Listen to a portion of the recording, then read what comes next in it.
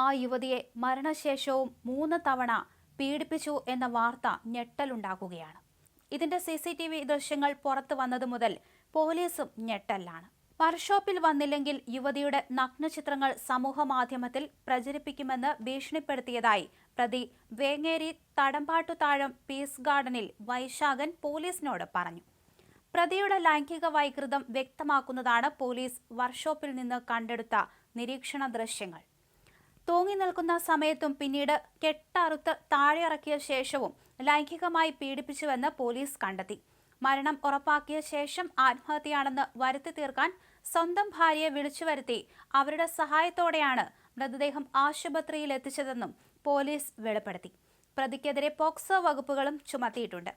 വിവാഹിതനായ വൈശാഖനും 26 വയസ്സുകാരിയായ യുവതിയും തമ്മിൽ വർഷങ്ങളായി അടുപ്പത്തിലായിരുന്നു.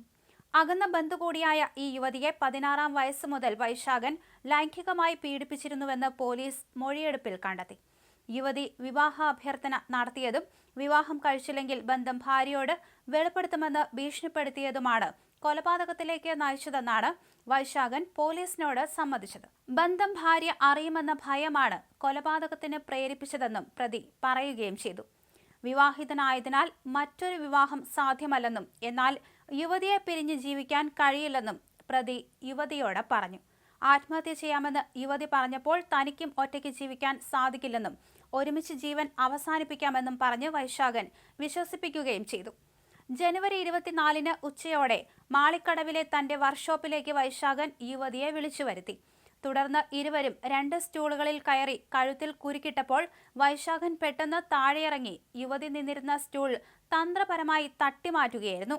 എന്തായാലും പ്രതിയുടെ അറസ്റ്റ് രേഖപ്പെടുത്തിയ പോലീസ് ഇയാളെ ഇന്നലെ കോടതിയിൽ ഹാജരാക്കി. പോക്സോ വകുപ്പുകൾ ഉൾപ്പെടെയാണ് പോലീസ് കേസ് രജിസ്റ്റർ ചെയ്തിരിക്കുന്നത്.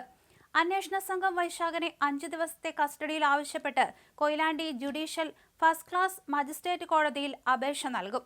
കസ്റ്റഡിയിൽ ലഭിക്കുന്നതോടെ സംഭവസ്ഥലത്തെത്തിച്ച് തെളിവെടുപ്പ് നടത്താനും കേസിൽ കൂടുതൽ വിവരങ്ങൾ കണ്ടെത്താനുമാണ് പോലീസ് നീക്കം.